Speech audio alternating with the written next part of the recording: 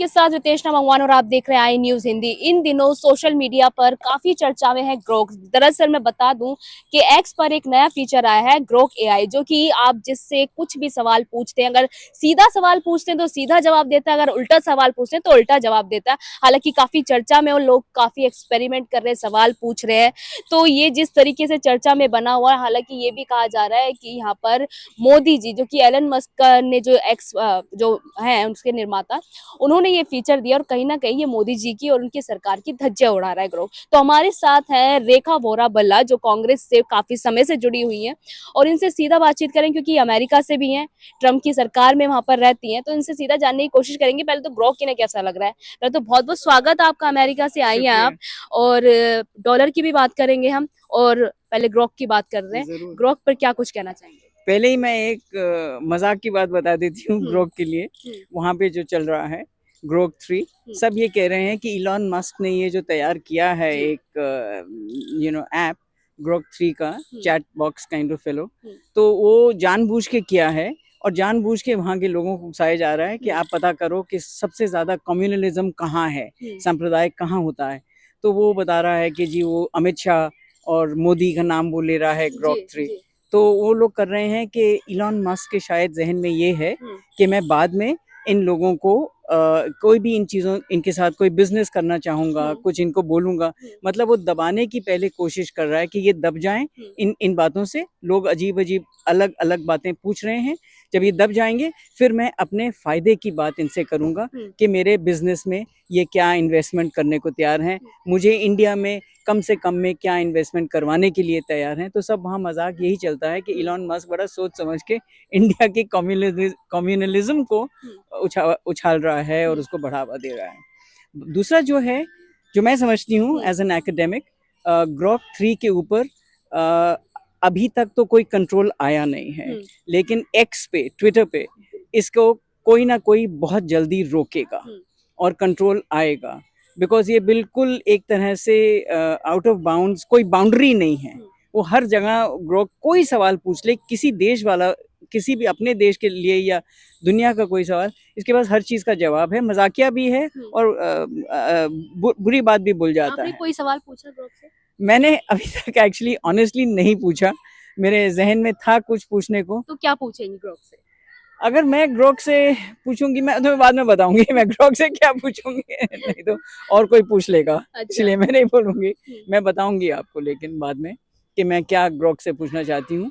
लेकिन इट्स अच्छा, अच्छा बना हुआ है इस वक्त और काफी मतलब नॉलेज, इंफॉर्मेशन बहुत अच्छी आ रही है इससे, जो पहले दबी रहती थी और जो मीडिया देशों का, अलग अलग देशों का डरा हुआ रहता था सरकारों से, ग्रोक 3 ने आके वो सरकारों को उछाल दिया है।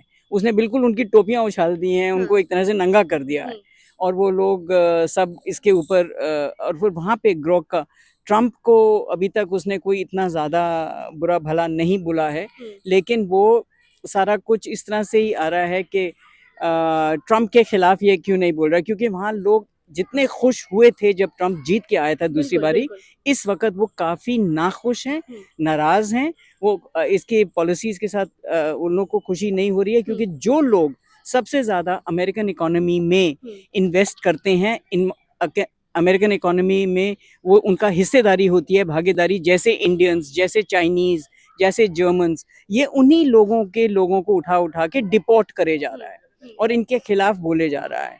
और यूक्रेन की वॉर पे पहले ये बहुत ज़्यादा बोल रहा था ट्रम्प के, हमें यूक्रेन में जो है ज़ेलेंस्की आए अमेरिका अभी, और उनका बड़ी बेइज्जत सी तरह के उसके साथ, उनके साथ बात करी, बेइज्जती सी की।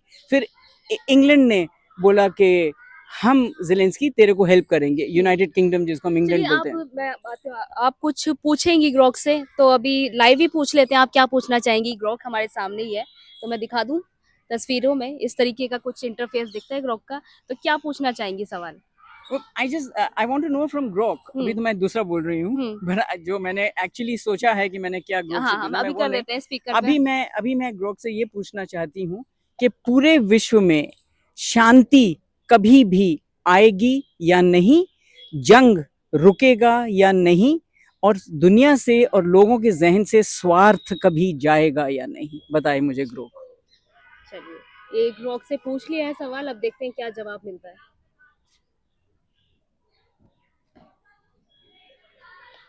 क्या कह रहा है ग्रुप? आपका सवाल बहुत गहरा और विचारणीय है। हिंदी में आपने पूछा है क्या पूरे विश्व में शांति कभी भी आएगी या नहीं, जंग रुकेगा या नहीं, और दुनिया से और लोगों के जहन से स्वार्थ कभी जाएगा या नहीं। मैं इसका जवाब अपनी समझ के हिसाब से दूंगा। शांति, युद्ध और स्वार्थ जैसे मुद्दे इंसानियत के साथ हमेशा से जुड़े रहे हैं। इतिहास देखें तो युद्ध और संघर्ष कभी ना कभी हर समाज में हुए हैं, लेकिन साथ ही साथ शांति के लिए प्रयास भी हमेशा चलते रहे हैं। ये एक तरह का चक्र है, कभी शांति होती है कभी अशांति, लेकिन यह कहना मुश्किल है कि कभी पूरे विश्व में एक साथ शांति में होगा, क्योंकि हर इंसान, समाज और देश के अपने विचार और जरूरतें और मतलब होते हैं। जंग का रुकना भी इसी बात पर निर्भर करता है। जब तक लोगों के बीच समझ, सहानुभूति और एक दूसरे के लिए सम्मान बढ़ेगा, तब तक युद्ध कम हो सकता है। स्वार्थ के बारे में ये तो कह ही सकते हैं कि इंसान की फितरत का एक हिस्सा है, लेकिन अगर लोग दूसरों के भले के लिए सोचना शुरू कर दे तो शायद ये भी काम हो सके। तो ग्रोक भी यही एक और सवाल पूछूं? हाँ जी, ग्रोक से पूछे कि कभी कोई एक मिनट हाँ, हम्म, ग्रोक से चलिए क्या एक सवाल और ले लेते हैं हम ग्रोक से। हाँ। ग्रोक आप बताएं, क्या विश्व में कभी दूसरा गांधी आएगा?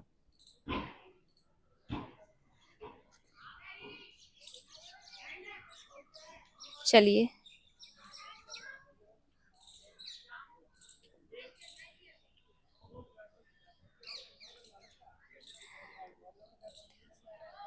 महात्मा गांधी एक ऐसा व्यक्ति थे जिन्होंने अपने अहिंसा और सत्य के सिद्धांतों से न सिर्फ भारत बल्कि पूरे विश्वास को प्रभावित किया। उनके जैसे लोग सदियों में एक बार पैदा होते हैं।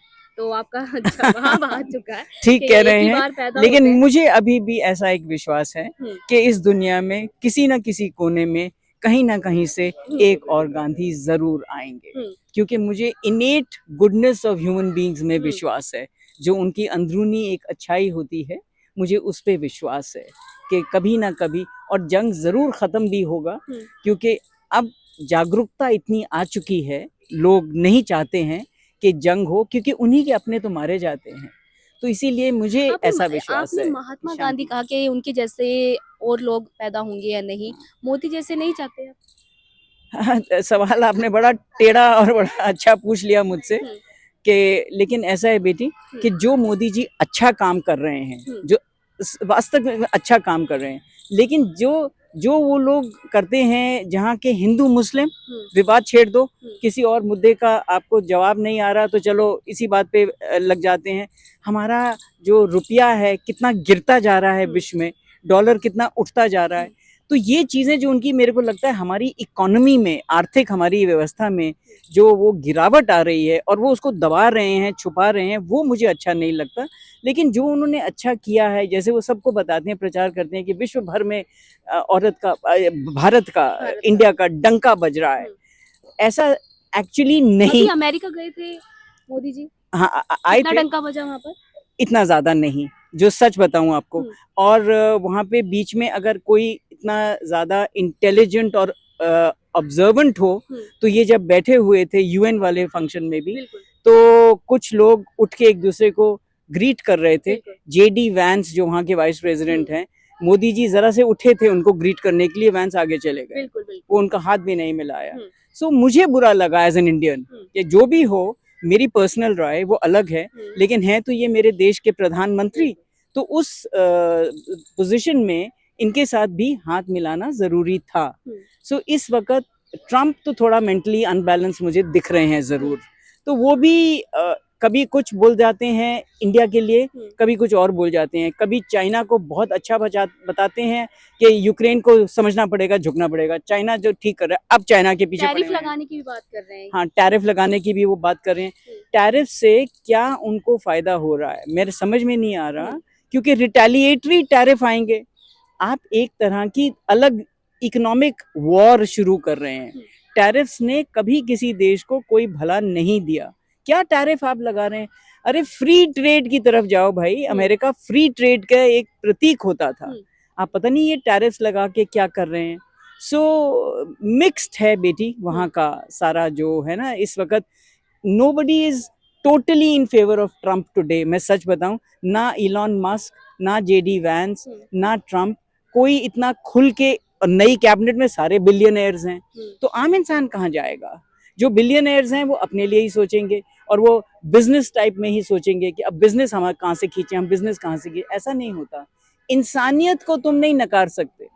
बहुत बड़ी बात है कि इंसानियत को, नम्रता को, ईमानदारी को, अच्छाई को, सच्चाई को आप आगे रखें हमेशा हर चीज़ में. ये नहीं कि मेरा मकसद एक ही है प्रॉफिट.